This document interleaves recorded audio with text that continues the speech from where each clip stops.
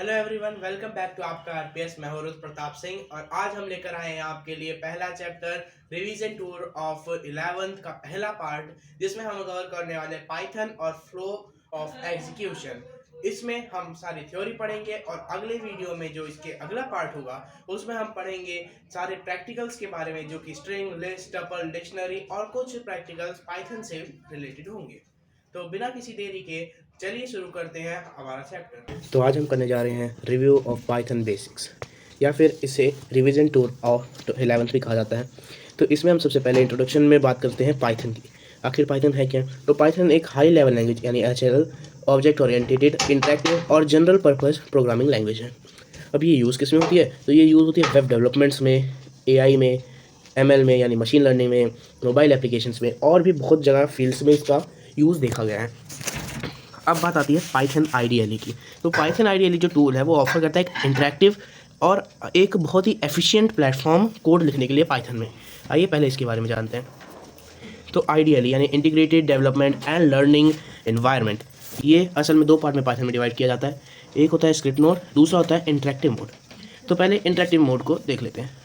क्या लिखा है कि it is well known as Python shell, इसको पाइथन शेल भी कहा जाता है। As soon as we press enter interpreter display the result या रिजल्ट्स नोन एज डिस्प्लेइंग। यानी इसमें क्या होगा, एक इस तरीके से प्रॉम्प्ट आता है, यहाँ पर आपने कुछ कोड लिखा, एंटर दबाया, अगले में रिजल्ट आया, फिर से नया प्रॉम्प्ट आया, यहाँ पे कोड लिखे, अगले में रिजल्ट, कोड देन रिजल्ट, तुरंत तुरंत हो रहा है। अब इसकी एक बहुत बड़ी खामी थी क्या, कि ये जो है कोड को सेव नहीं कर पा रहा था, कोड सेव नहीं हो रहे थे इसमें। उसको ओवरकम करने के लिए दूसरा मोड आया, स्क्रिप्ट मोड। स्क्रिप्ट मोड क्या है कि can save the code and write whole code at once. मतलब पहला यूज़ तो ये हो गया क्या, कि आप पूरे कोड को एक बार में ही लिख सकते हो और उसे सेव कर सकते हो। इसमें क्या था, एक लाइन लिखी एक कोड की, चला दी, दूसरी लाइन लिखी, चला दी। इसमें क्या है, पहले भी लिख दी, दूसरी, तीसरी, पूरा कोड लिखने के बाद एक बार में ही पूरा इंटरप्रेटर यूज़ हो जाएगा। अब to open it we have to press control N in shell mode या शेल विंडो। अब क्या है, कंट्रोल एन जैसे आप दबाओगे यानी कि न्यू फाइल जैसी आप ओपन करोगे शेल विंडोज़ में, तुरंत आपको स्क्रिप्ट मोड मिल जाएगी। इसके बाद बात आती है टोकन्स की। आखिर ये है क्या, to smallest element of Python program that is meaningful to the interpreter. यानी कि जो प्रोग्राम आप लिख रहे हैं उसमें से सबसे स्मॉलेस्ट एलिमेंट जो कि इंटरप्रेटर के लिए मीनिंगफुल हो, वही टोकन है।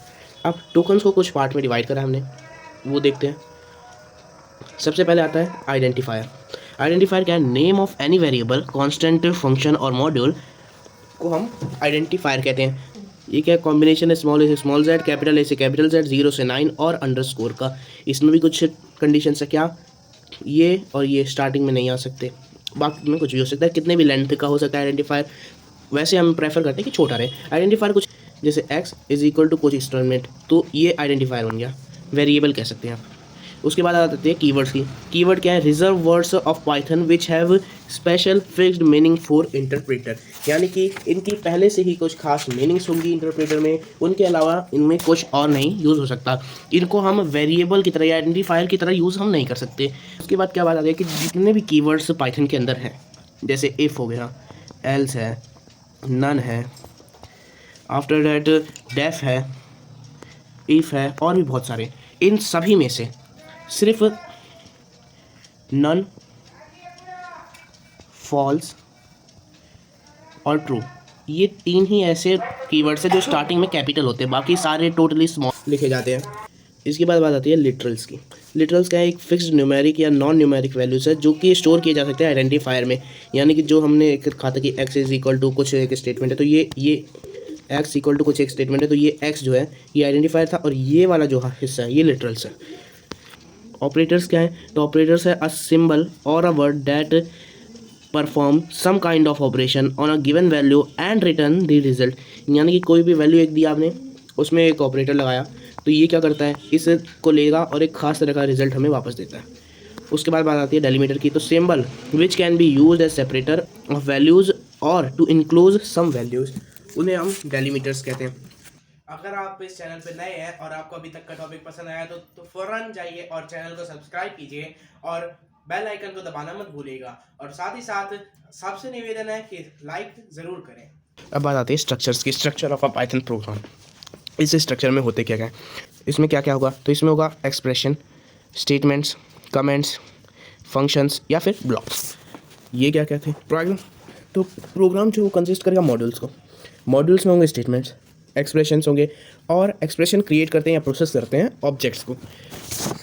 अब इसमें बहुत सारे पार्ट्स भी होंगे। जैसे एक्सप्रेशन क्या है, तो एक्सप्रेशन की पहले बात कर लेते हैं। एक्सप्रेशन एक रिप्रेजेंट करता है किसी चीज़ को, जैसे नंबर, स्ट्रिंग या एलिमेंट को, और कोई भी वैल्यू एक्सप्रेशन हो सकती है।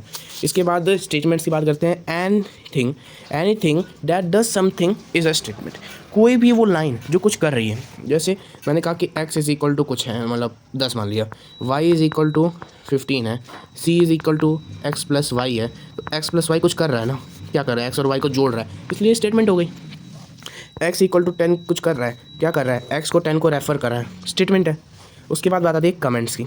कमेंट्स क्या है, तो कमेंट्स भाई एक एडिशनल इन्फॉर्मेशन होते हैं जो कि किसी भी स्टेटमेंट या चंक के अगेंस्ट प्रोवाइड किए जाते हैं। किसके लिए किए जाते हैं, तो for better clarity of code के लिए किए जाते हैं।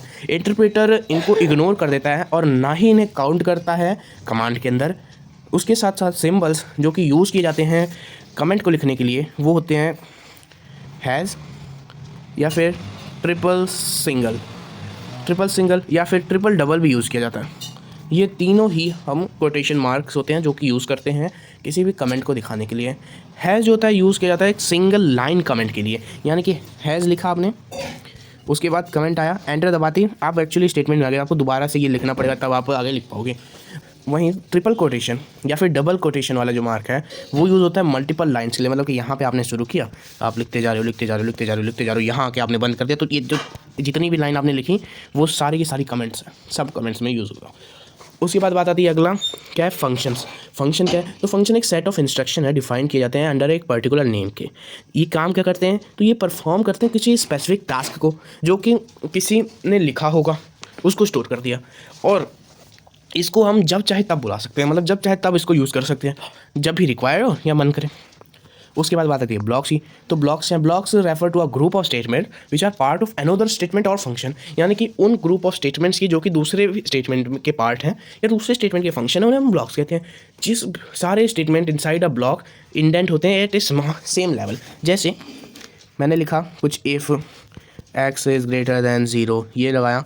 अब इसके नीचे एक आपने देखा होगा एक लाइन के बाद ही सारे शुरू हो रहे हैं, तो ये जितने इस लाइन के बाद शुरू हुए हैं ना, जितने भी, वो सारे एक ब्लॉक के अंदर हैं। जो इस लाइन पे शुरू हो रहे हैं वो सारे एक ब्लॉक के अंदर हैं। इस तरह होता है, ठीक है, ये हो गया। अब बात आती है वेरिएबल डेटा टाइप्स की। तो वेरिएबल डेटा टाइप्स में क्या है, एक वेरिएबल होता है कंटेनर की जगह जो कि वैल्यू को स्टोर कर सकता है, और आप जब चाहे उसको एक्सेस या चेंज कर सकते हैं एक प्रोग्राम में। पर्पस क्या होता है वेरिएबल का, ये अलाउ करता है storing value to be use letter.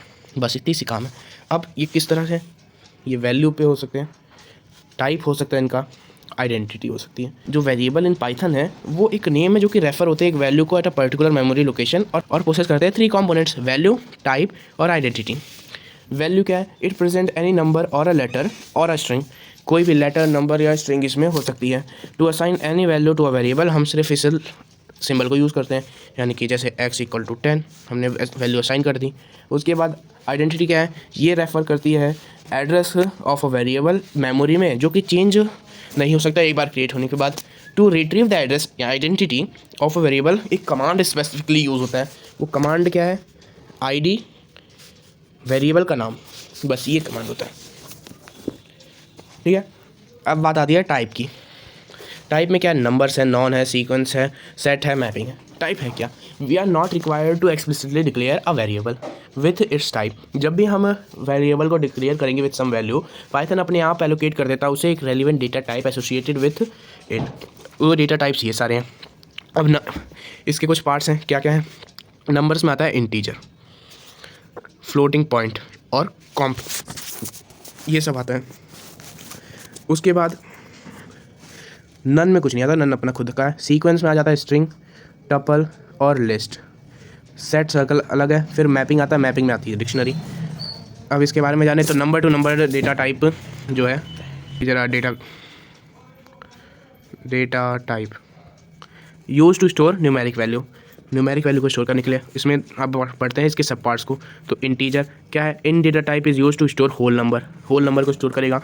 It is possible to represent it as an hexadecimal by this और ऑक्टोडेसिमल बाय दिस। मतलब क्या है, मतलब कि जैसे कोई आपने x लिखा 500, ठीक है, अब जब आप x प्रिंट कराओगे तब तो आएगा 500। लेकिन अगर आप ऐसा कुछ करो कि y इज़ इक्वल टू पहले 0, फिर जिसमें कन्वर्ट करना है, अगर हेक्साडेसिमल है तो x, उसके बाद क्या करना है, उसके बाद आपको ये लिख देना है कि A0F, इस तरह आपने लिख दिया। अब क्या होगा, ये हेक्साडेसिमल होता है, ये हेक्साडेसिमल इंटीजर में कन्वर्ट हो जाएगा, यानी कि अब जो y आएगा वो आ जाएगा 2575, ये जो इसकी वैल्यू है। उसी तरीके से अगर आप 0O37 लिख दो तो ये ऑक्टल है, 31 का आंसर आ जाएगा तुरंत। बुलियन क्या है, ये रिप्रेजेंट करता है ट्रू या फॉल्स को, बस ट्रू यानी 1, फॉल्स यानी 0, इतना सा काम है इसका। इट इज़ यूज टू सब टाइप, इट इज़ अ सब टाइप ऑफ डेट इंटीजर का ही सब टाइप है। अब फ्लोट आता है, use to store real number, in this number is fractional part e, और e can be use to 10th power, यानी ये रियल नंबर को स्टोर करता है, यानी कि 2.00001 इन सब को स्टोर कर, यानी फ्रैक्शनल पार्ट को स्टोर करता था। उसके बाद अब जैसे साइंटिफिक नोटेशन में लिखना है तो स्मॉल ई या कैपिटल ई को भी लिख सकते हैं, यानी कि जैसे 2 स्मॉल ई 9, इसका मतलब होगा 2 फिर 9 बार 0 लगा दो। उसके बाद आता है कॉम्प्लेक्स है, this is a real plus imaginary number, जैसे हम पढ़ते हैं, इसमें कुछ नहीं है, बस a प्लस बी ए जी की फॉर्म में यूज़ होता है, और जो आयोटा हम पढ़ते थे ना उसको जे से रिप्लेस कर दिया है। नन एक स्पेशल डेटा टाइप है, return in an identifier value, it signifies the absence of value in a situation. ठीक है, मतलब कि वैल्यू ही नहीं है। सीक्वेंस क्या है, ये ऑर्डर कलेक्शन ऑफ आइटम है, इंडेक्स बाय इंटीजर। सेट क्या है, ये अनऑर्डर्ड सीक्वेंस है और इसमें डुप्लीकेट एंट्रीज कलेक्शन नहीं होती। मैपिंग क्या है, एक अनऑर्डर्ड और म्यूटेबल टाइप है, डिक्शनरी इसके अंदर आता है जो कि की वैल्यू पेयर पे होता है और इस तरह से इसे यूज़ किया जाता है। अब बात आती है डायनेमिक टाइपिंग की। तो डायनेमिक टाइपिंग क्या है, इसका कुछ नहीं, सीधा साधा मतलब ये है कि पहले मैंने लिखा x बराबर 20, ठीक है, फिर मैंने लिखा x बराबर 50, फिर मैंने लिखा x बराबर 10। जब यहाँ प्रिंट चलाया था तो 20 है, यहाँ चला 50 है, यहाँ चला 10 है। मतलब क्या हुआ, हमने 3 different value of x assign की, 3 अलग अलग टाइप की कर देते हैं। चलो 0.00 लगाया, यहाँ पे इसको स्ट्रिंग बना दिया, ठीक है, अलग अलग वेरिएबल अलग अलग टाइप की, उसको रेफ़र कर दिया इसने हर बार, यानी कि क्या हुआ, वेरिएबल नया नहीं बना, सीधा वैल्यू रेफ़र हुई। यही डायनेमिक टाइपिंग है, बार बार अलग अलग टाइप में डालना। हर each and every element in Python is referred as an object, इसी पे बेस होता है ये डायनेमिक टाइपिंग, ठीक है। इसके बाद बात आती है म्यूटेबल और इम्यूटेबल की। म्यूटेबल वो जिसे हम एडिट कर सकें आफ्टर क्रिएशन, यानी कि variable whose value can be change at places after they are created and assigned are called mutable. वहीं इम्यूटेबल जिसे हम ना कर सकें, जो कि उल्टा हो, an immutable object does not allow modification after creation. Mutable होते हैं लिस्ट, डिक्शनरी, सेट, बस ये 3 ही म्यूटेबल है। बाकी जो भी मिल जाए ना सब म्यूटेबल में डाल दो, इंट हो, फ्लोट हो, कॉम्प्लेक्स हो, बूल हो, स्ट्रिंग, टपल, जो मिल जाए सब इसी में डाल दो, बस ये 3 ही म्यूटेबल होते हैं, ठीक है। उसके बाद बात आती है ऑपरेटर्स की, ठीक है। अब ऑपरेटर्स के बारे में जानते हैं। तो पाइथन जो है अलाउ करता है प्रोग्रामर को मैनिपुलेट करने के लिए डाटा या ऑपरेंड अदर ऑपरेटर्स। अब इन ऑपरेटर्स को बहुत ही पार्ट में हमने कैटेगराइज कर रखा है, जैसे अर्थमेटिक या फिर इसे मैथमेटिकल ऑपरेटर भी कहते हैं, फिर असाइनमेंट ऑपरेटर, रिलेशनल या फिर comparison operator, logical operator, membership operator और आइडेंटिटी ऑपरेटर्स, ये सारे ऑपरेटर्स हैं। अब इसमें सबसे पहला आता है अरिथमेटिक ऑपरेटर्स। अरिथमेटिक ऑपरेटर्स में भी 2 तरह के अरिथमेटिक ऑपरेटर्स होते हैं। पहला होता है यूनरी और दूसरा बाइनरी। यूनरी यानी सिंगल एलिमेंट पर परफॉर्म हो जाने वाला एक्शन, यानी सिंगल ऑपरेंड पर परफॉर्म हो जाने वाला एक्शन। वहीं बाइनरी जिसमें 2 ऑपरेंड्स चाहिए एक्शन को परफॉर्म करने के लिए, जैसे ये स्टार्टिंग में जो 2 लगाए ना मैंने, ये है यूनरी अरिथमेटिक ऑपरेटर्स। ये है यूनरी प्लस और ये है यूनरी माइनस। ये क्या करता है, to explicitly express a positive number, यानी कि कोई भी वैल्यू है उसको पॉजिटिव बना देता है ये।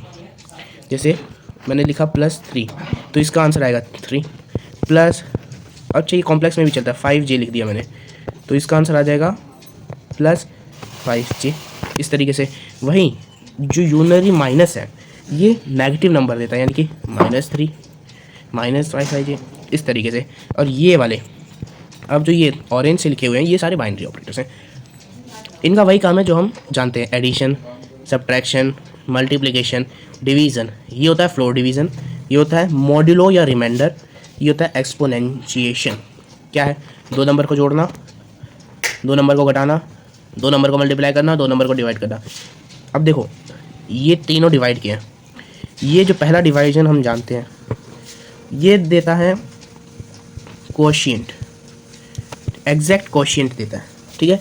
फ्लोट डिवीजन क्या करता है, जब एक नंबर डिवाइड किया जाता है दूसरे से तो result is always large integer less than और equal to the actual quotient, ठीक है। तो इसका मेन काम क्या है, एक्स है, जैसे -3 फ्लोट डिवीजन 2 लिखा, -3 फ्लोट डिवीजन 2, आंसर क्या है माइनस का 1.5। ये लाइन है -1 की, ये लाइन है -2 की, बीच में नंबर पड़ता है तो नीचे वाले नंबर पे आंसर आ जाएगा। वहीं पे 10 फ्लोर डिवीज़न 3, आंसर क्या होगा 3.333333, ये 3 है, ये 4 है, यहाँ है ना, इसमें ऊपर जाएगा, यानी ऊपर इस बार छोटे नंबर को फ्लोर कहते हैं, छोटे नंबर की तरफ ये भाग जाएगा, मतलब डेसिमल पार्ट को उड़ा देगा, ठीक है। उसके बाद बात आती है इसकी, ये रिमाइंडर वापस करता है कि रिमाइंडर क्या है, और ये पावर चढ़ा देता है, यानी कि 2, फिर ये वाला टर्म लिया, फिर 2 लिख दिया तो 2 की पावर 2 ऐसा। फिर आता है असाइनमेंट ऑपरेटर। असाइनमेंट ऑपरेटर क्या करता है, असाइन करता है value right hand side operand to left hand side operand. इसका कुछ काम नहीं, सीधा ये जो लिखा है ना, इसका मतलब क्या होता है, देखो x plus equal to Y, यानी कि जो x है वो इक्वल टू है x प्लस वाई के, बस ये मतलब होता है। उसी तरीके से x माइनस है, ये जो टर्म है ना आगे वाली, उसे यहाँ रख दो तो आंसर आ जाता है। तो अब समझ गए, और इसमें ये नहीं होता, सिर्फ ये वाले होते हैं, इनसे बनता है ये, समझ गए ना आप कैसे यूज़ करना है। उसके बाद रिलेशनल ऑपरेटर आपको पता ही है, ये क्या करता है, दो वैल्यू को कंपेयर करता है, इक्वालिटी के लिए रिटर्न करता है ट्रू अगर वो इक्वल है, नहीं तो फॉल्स अगर वो इक्वल नहीं। ये जनाब क्या करते हैं, ये रिटर्न करते हैं ट्रू अगर वो इक्वल नहीं है और फॉल्स अगर वो इक्वल हो जाए। ये क्या है, लेस देन है भाई, अगर लेस देन हुआ तो पहली वैल्यू अगर दूसरे से छोटी है तो ट्रू। ये क्या है, पहली वैल्यू अगर दूसरे से छोटी है या बराबर है तो ट्रू, नहीं तो फॉल्स।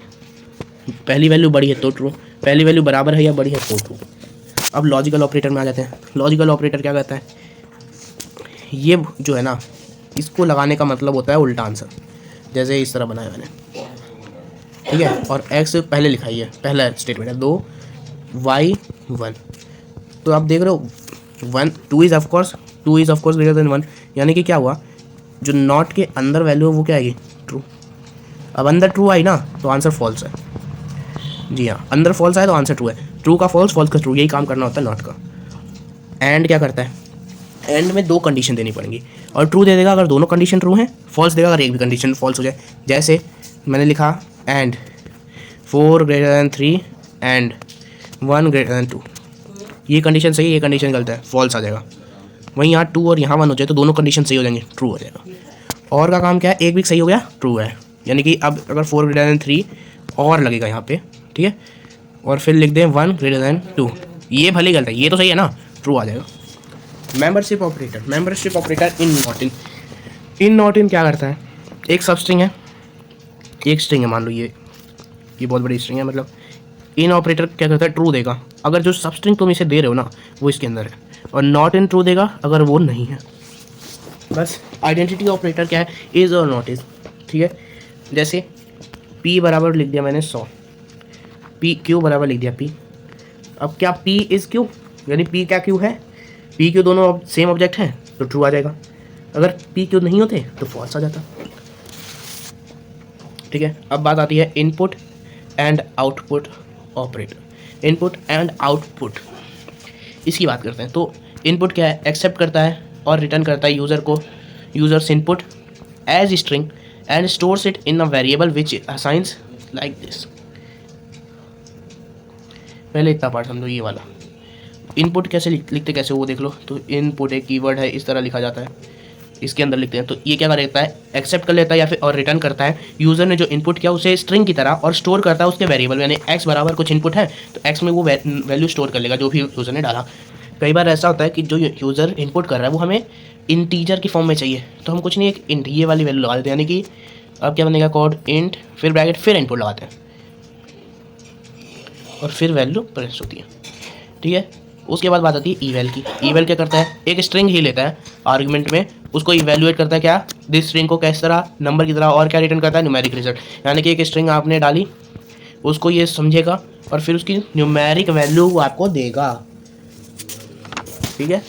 जैसे ईवेल लगाया और यहाँ लिख दिया 60*60, तो ये एज ए स्ट्रिंग समझेगा वो, फिर उसको कन्वर्ट करेगा न्यूमेरिक में, उसके बाद आंसर देगा, तो 3600 आंसर आ जाएगा। ये काम है इसका। फिर प्रिंट की बात आती है। प्रिंट इससे पहले आप समझिए type of casting, type casting, ठीक है। टाइप कास्टिंग दो तरह की है, एक्सप्लिसिट, इम्प्लिसिट। एक्सप्लिसिट क्या, फोर्स्ड है, यानी कि जब प्रोग्रामर खुद चाहता है कि ये एक खास डाटा इस तरह से ही कन्वर्ट हो जाए, इस तरह से ही जो इंटरप्रेटर है इसको परफॉर्म करे। इम्प्लिसिट जब पाइथन खुद सोच कर कि हाँ इधर ये डाटा चाहिए इसलिए इसको चेंज कर देते हैं, रन टाइम के ड्यूरिंग चेंज होता है। अब एक्सप्लिसिट कन्वर्जन जिसको हम टाइप कास्टिंग भी कहते हैं, वो है होता है जब data type conversion take place होता है डेलिबरेटली, यानी कि प्रोग्रामर फोर्स करता है प्रोग्राम में जनरल फॉर्म से उसको एक खास तरह के कन्वर्जन में। इसकी फॉर्म क्या होती है एक्चुअली, तो न्यू डेटा टाइप और फिर एक्सप्रेशन, ये होता है। किस किस में कन्वर्ट कर सकते हैं भाई, तो इंट है, फ्लोट है, str है, chr है और ord है। ये कुछ खास तरह के थे। क्या क्या था भाई, तो इंट जो था ये इंटीजर में कन्वर्ट करता है, फ्लोट ये डेसिमल वाले पार्ट में कन्वर्ट करता है, str स्ट्रिंग में कन्वर्ट करता है, chr ये क्या करता है, s की वैल्यू को एक स्पेसिफिक कैरेक्टर में कन्वर्ट करता है, s की इस वैल्यू को दोगे और ये खास उसका कॉन्जुगेट या फिर उसका जो कोड है उसके हिसाब से वैल्यू दे देगा। वहीं ord इसका उल्टा करता है, ord कैरेक्टर लेगा और s की वैल्यू दे देता है। अब बात आती है प्रिंट की, तो ये यूज़ किया जाता है डिस्प्ले करने के लिए कि स्पेसिफिक कंटेंट को स्क्रीन पर आर्गुमेंट प्लस स्ट्रिंग जो भी है उसको प्रिंट कर देता है। इसमें क्या है, ये फंक्शन यूज़ करता है डिस्प्ले करने के लिए स्पेसिफिक कंटेंट को, समझ आ गया। ये कन्वर्ट कर देता है आर्गुमेंट को स्ट्रिंग के अंदर, यानी कि ये जो इस ब्रैकेट के अंदर होगा ना ये आर्गुमेंट है, इसको स्ट्रिंग में कन्वर्ट करके तब पेस्ट करता है। ये डिस्प्ले भी इस तरह करता है। ये इसका जो कंटेंट है यानी आर्गुमेंट जिसे हम कहते हैं वो स्पेसिफाइड होता है पैरेंथेसिस के अंदर। Print function without any argument जो है ना वो सिंपली अलग लाइन पे जंप कर जाता है, ठीक है। नोट क्या है कि पाइथन वर्जन 3.x ऑनवर्ड यानी 3 पॉइंट जो भी कुछ लिख दो ऑनवर्ड जो है प्रिंट जो है प्रिंट मेथड वो कंसीडर किया गया है एक फंक्शन की तरह। इससे पहले क्या होता था, इसे एक स्टेटमेंट बना जाता था, always enclose the text parenthesis with in a round parenthesis, ठीक है। इसके बाद अब ये क्या है, ये वाला पार्ट जो है आपको हमेशा करना मतलब पैरेंथेसिस लगानी है।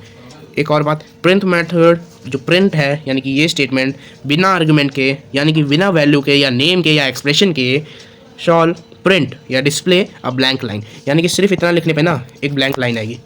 प्रिंट जरूर होगा चाहे ब्लैंक लाइन ही हो लेकिन होगा जरूर, ठीक है। इसके बाद इधर आइए, तो ईवेल क्या है, ईवेल का एक इम्प्लिसिट एक एक्सप्लिसिट पता चल गया, खुद कन्वर्ट होना कन्वर्ट करना। अब बात आती है क्या, फ्लो ऑफ एग्जीक्यूशन की। तो फ्लो ऑफ एग्जीक्यूशन दूसरा चैप्टर अब आ गया। अब फ्लो ऑफ एग्जीक्यूशन है क्या भाई, एग्जीक्यूशन किस स्टेप में करना है, कोडर ने 10 लाइनें लिख दी उनको पहले इस तरह जाना है, इस तरह जाना है या जंप करते हुए जाना है, किस तरह पढ़ना किस तरह है, वो फ्लो ऑफ एग्जीक्यूशन बताता है। इनको हमने कैटेगराइज किया है 3 पार्ट में, ये रहे नाम।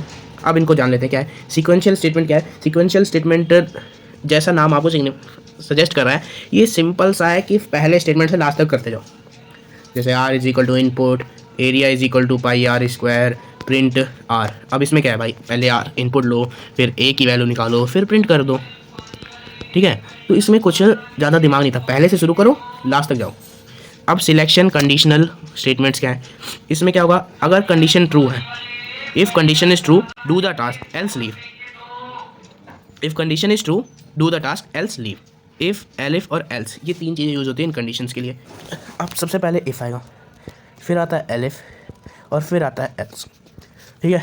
इफ़ का मतलब सबसे पहला स्टेटमेंट, ये स्टेटमेंट ट्रू है चेक करो, अगर है तो इसको एग्जीक्यूट करो, इन सबको भूल जाओ, अगर नहीं है तो अगले वाले पे आओ कि इधर जा सकते हैं, इसको चेक करो। अगर ये भी गलत हो जाए तो भाई फिर इसको प्रेस कर ही दो, फिर इसमें चॉइस नहीं होती। वैसे ये ऑप्शनल होता है, ज़रूरी नहीं होता। अब एक चीज़ और है, कॉलन लगाना मत बोलना कंडीशन के बाद, ठीक है। इफ़ हो गया, इफ़ एल्स और इफ़ एल्स, ये भी, ये 3 तरह के स्टेटमेंट। अब एक कंडीशन में इफ़ एक बार आएगा, एक कंडीशन में इफ़ एक बार आएगा, एल्स एक बार आएगा, लेकिन एल इफ़ कोई कंडीशन नहीं, कितनी भी बार लगा दो। इसके बाद आगे बढ़ते हैं, तो लूपिंग कंस्ट्रक्ट में क्या है, एग्जीक्यूशन ऑफ स्टेटमेंट रिपीटेडली, यानी कि किसी कुछ खास ब्लॉक ऑफ स्टेटमेंट को बार बार करना है। अब एक बार हम कर सकते हैं, 2 बार हम कर सकते हैं, मान लो 1000 बार करना है, 1000 बार लिखते रहेंगे हम, नहीं लिख सकते भाई।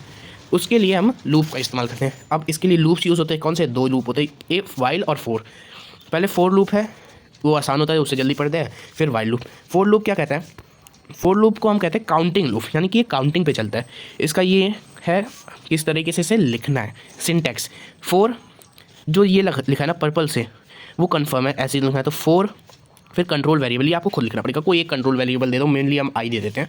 फिर इन, ठीक है, इन, फिर क्या सीक्वेंस आइटम इन रेंज, यानी कि रेंज बताओ भाई कितने चलना है, कहाँ से कहाँ तक चलना है। फिर डबल कॉलन लगा दो, उसके बाद इसकी स्टेटमेंट लिख दो। लाइक यहाँ पे मैंने लिख दिया आई, यहाँ लिख दिया 0 से 8, इन रेंज भी लगाना पड़ता है, और प्रिंट कर दो RUDRA, ठीक है। तो इससे क्या होगा, आई में पहले 0 आएगा, फिर 2 आएगा, फिर 1 आएगा, 2 आएगा, 3 आएगा, इस तरह आता जाएगा 8 तक। अब एक चीज़ और, इस तरह लिखा है ना मैंने लास्ट में, इससे एक टर्म पहले यानी कि 7 पे रुक जाता है ये, ठीक है। तो 7 बार मेरा नाम प्रिंट हो जाएगा, वैसे 0। अब बात आई इसकी, ये एक ऑप्शनल स्टेटमेंट होता है, लगा भी सकते हो। एल्स कंडीशन, मतलब ये खत्म हो गया, ये फॉल्स आ गया, तो उसके बाद ये कर दो। अब जो मैंने अभी यूज़ किया था एक रेंज, रेंज एक बिल्ट इन फंक्शन ऑफ इन है पाइथन में, जो कि बताता है कि भाई कितने देर तक चलना है कोड को, किस तरह चलना है। तो उसका सिंटेक्स होता है रेंज दिस, इसमें स्टार दिया जाता है, स्टॉप दिया जाता है, स्टेप दिया जाता है। स्टेप अगर ना दीजिए तो आप डिफ़ॉल्ट 1 माना जाता है। स्टार्ट और स्टॉप में से अगर स्टार्ट नहीं दे रहे तो इसको भी 1 माना जाता है, लेकिन स्टॉप देना पड़ता है, इसमें स्टॉप देना पड़ता है। उसके बाद बताती है वाइल की, ये कंडीशनल लूप है, कंडीशन पे चलता है। वाइल टेस्ट एक्सप्रेशन, यानी टेस्ट करना पड़ेगा कि एक्सप्रेशन को ये ट्रू है या फॉल्स है, ट्रू है तो चलना है, फॉल्स है तो नहीं चलना। फिर बॉडी ऑफ वाइल दे दो, और फिर एल्स बॉडी ऑफ एल्स। इसी की तरह इसमें भी ये वाला पार्ट ऑप्शनल होता है, ठीक है। और इसी के साथ आपका पहला part of revision of Python ख़त्म होता है। इसके बाद हम अगली वीडियो में करेंगे सारे प्रैक्टिकल सारे करेंगे।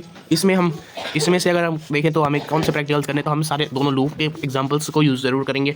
उसके बाद इनके भी दिखाएंगे ईवेल, इनपुट, प्रिंट, और बाकी सारे जो कि हमारे आगे टॉपिक बचते हैं, यानी कि string, list, tuple, dictionary.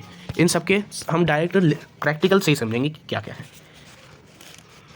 Thank you guys for watching the complete video. अगर आपको ये टॉपिक पूरी तरीके से समझ आ गया है तो अगली वीडियो भी हम जल्दी ही भेजने वाले हैं, उससे आप सारे प्रैक्टिकल के टॉपिक्स भी कवर कर लें। और साथ ही साथ सब्सक्राइब अगर आपने अभी तक नहीं किया है तो चैनल को फौरन सब्सक्राइब करें और बेल आइकन को प्रेस करें, ताकि हमारी वीडियोस के सबसे पहले आपको मिल जाए। और लाइक, कमेंट एंड शेयर करना ना भूलें। Thank you.